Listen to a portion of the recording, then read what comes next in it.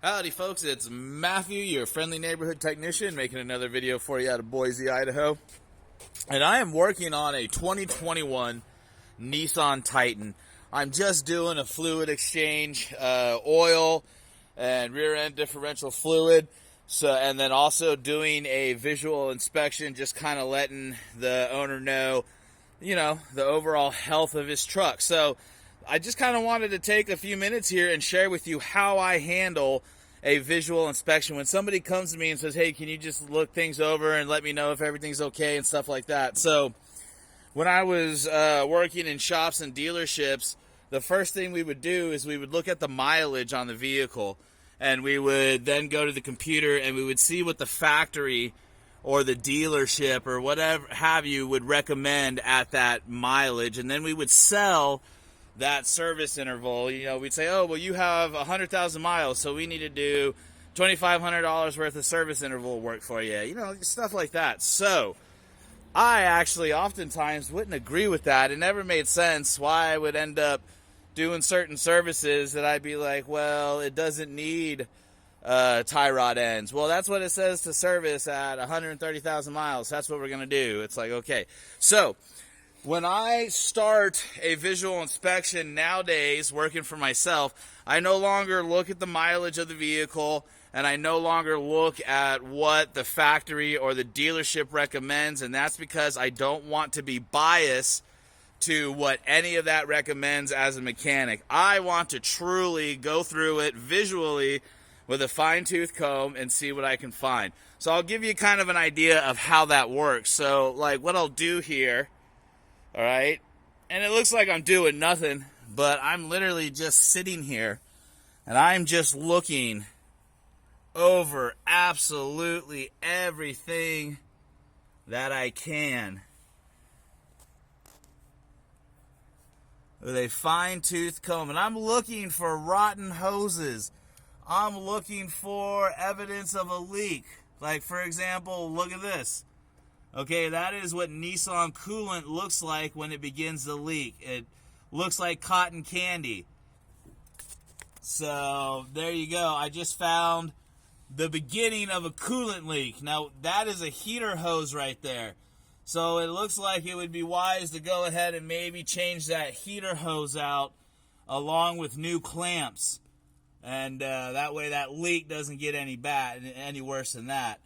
And so I'm just going to continue just going over the engine, again, with a fine-tooth comb. We're going to look at everything. And we're going to see what gremlins we can find that are hiding in here that can jump up and bite us. And other than that right there, I don't see too much. So then from there, we're going to go underneath the vehicle here, right? And we're going to look at everything we can with a light. I got my light here, all right? And I'm going to look at things like sway bar links. You see the rubber on the sway bar link there? That's good. It's not rotten. It's not dry. It's still squishy. Okay, it's not cracked. So rubber on sway bar links looks good. All the rubber on tie rod ends looks good. All the rubber at the ball joints, all that looks good.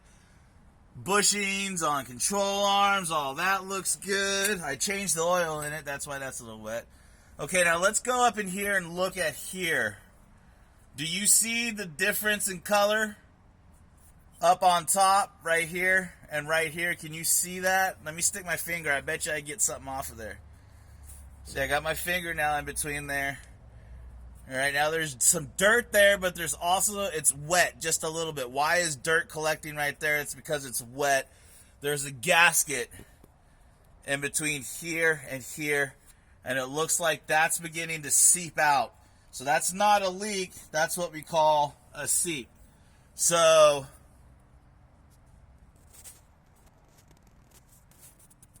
that probably wants to be serviced here sometime, definitely in the near future. Then there is also other things.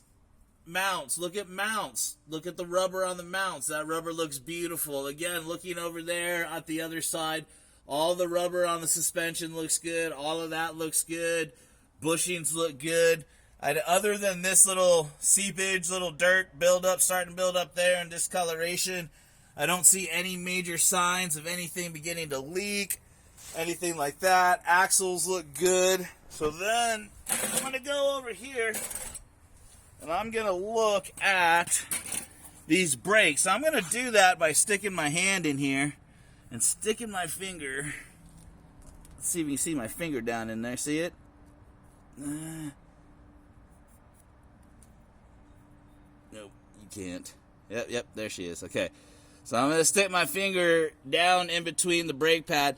I can stick my finger in between the rotor and the brake pad, and I can feel that he's got at least 60% or better on the front.